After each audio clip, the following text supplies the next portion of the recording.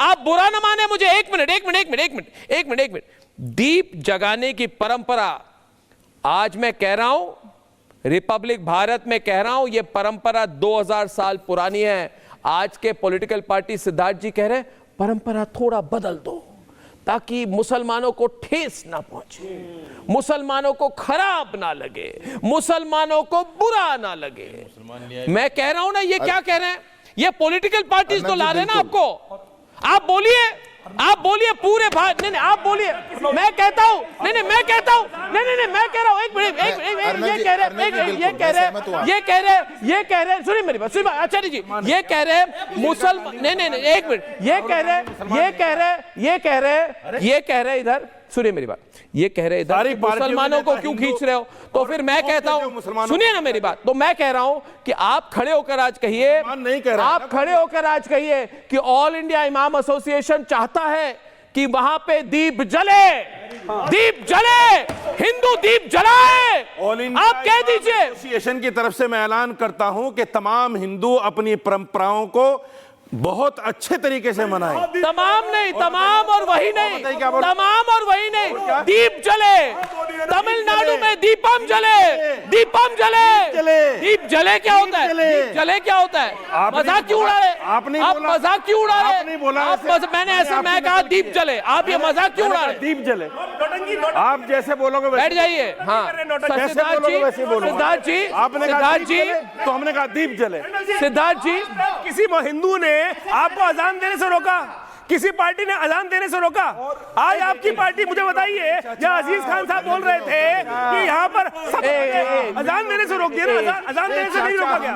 आप लोग ये बोल रहे हैं, आप बोले क्या बोल? किसी हिंदू ने किसी मुसलमान को अजान देने से नहीं रोका, बिल्कुल नहीं रोका। किसी पॉलिटिकल पार्टी ने इनको बोल, एक रुक।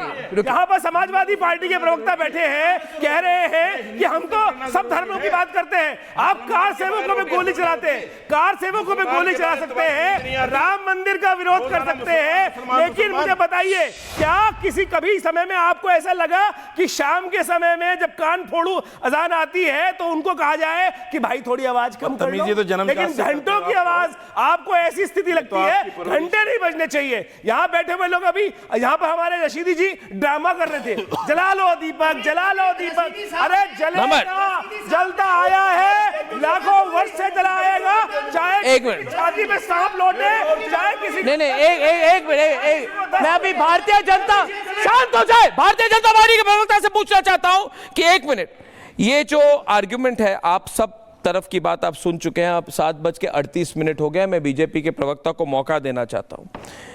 ये कहते हैं कि तमिलनाडु सरकार का तर्क है। मैं नहीं करता, आप करते हैं। मैं नहीं करता, ये हिंदू मुसलमान, मैं नहीं करता, आप कर रहे हैं। मैं नहीं करता, आप कर रहे हैं। आप हर चीज को हिंदू मुसलमान करते हैं, आप करते हैं। रिपब्लिक भारत नहीं करता, आप करते हैं, आप कर रहे हैं। मुस्लिम तुष्टीकरण के लिए आचार्य जी अजीज खान क्यों कर रहे हैं? आचार्य जी एक मिनट, दूसरों को भी लाऊं मैं। अनुमति, सिद्धार्थ जी शांत हो जाइए प्लीज, एवरीवन और स्टूडियो में। सिद्धार्थ जी, तमिलनाडु सरकार का तर्क है कि दीप जलाने से माहौल बिगड़ेगा।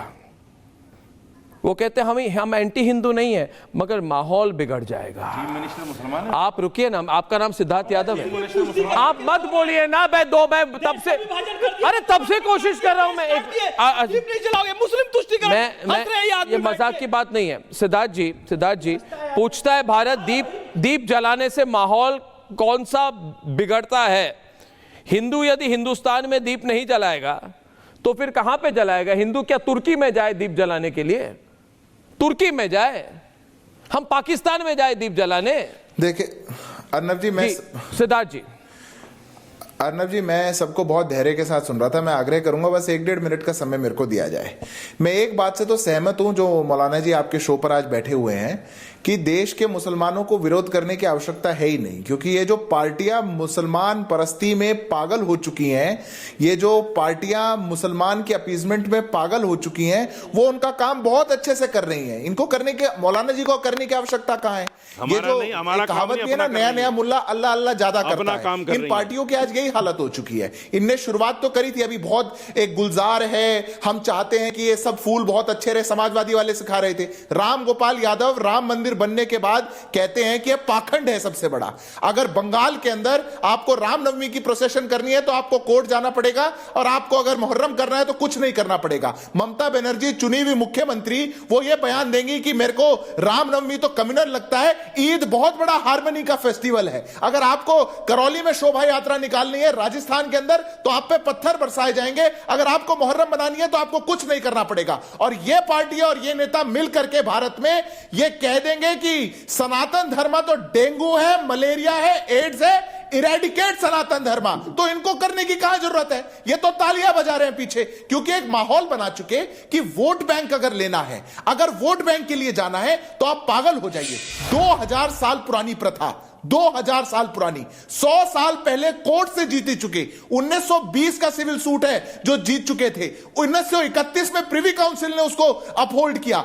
आज देश की संवैधानिक कोर्ट ने फैसला दे दिया और आपके पक्ष में निर्णय दे दिया, तो ये मुस्लिम अपीसमेंट पे पागल पार्टियां ये उसके लिए आगे बढ़ करके उस जुडिशरी पर दबाव बना के जज को हटाना चाहती हैं। ये मैसेज देना चाहती हैं कि जो हिंदू हित की बात करेगा, अगर कोई सही फैसला सत्य का भी साथ देगा, हम उसको भी उखाड़ करके बाहर फेंक देंगे। ये अपीसमेंट नहीं है तो और क्या है?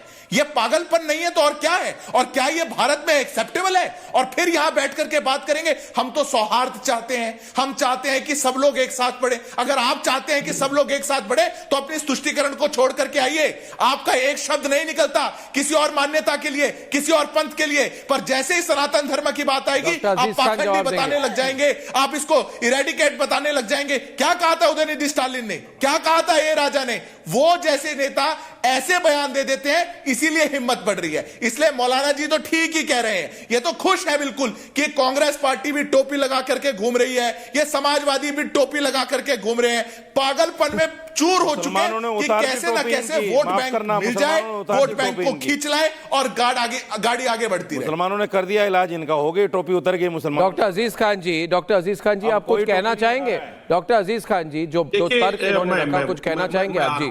सर देखिए, मैं वही कह रहा था कि कब तक हिंदू मुसलमान। मैं कह रहा हूं इस देश का हिंदू और मुसलमान दोनों आपस में मिलजुल कर रहना चाहता है। ये बीजेपी के लोग उसको तोड़ना चाहते हैं। अरे ये ज्ञान देने से नहीं होता है। टीवी पे बैठ करके कहेंगे हिंदू मुसलमान एक साथ बैठे और फिर राम मंदिर बनने के बाद पाखंडी बताएंगे। ये कभी हिम्मत है आपकी किसी मुसलमान के खिलाफ बोलने की? नहीं, मुझे बोलने दे, नहीं आप मुझे बोलने दे। सर मैं यही कह रहा हूं, हम यही कह रहे हैं कि इस हिंदू और मुसलमान के आपसी जो इत्तेहाद को कायम होने दीजिए, इनके आपस में दूरियां खत्म करवा करके इस देश के विकास की बात करिए, इस देश की तरक्की की बात करिए। तमाम नौजवान मैं डॉक्टर खान साहब मैं विकास की बात करूंगा।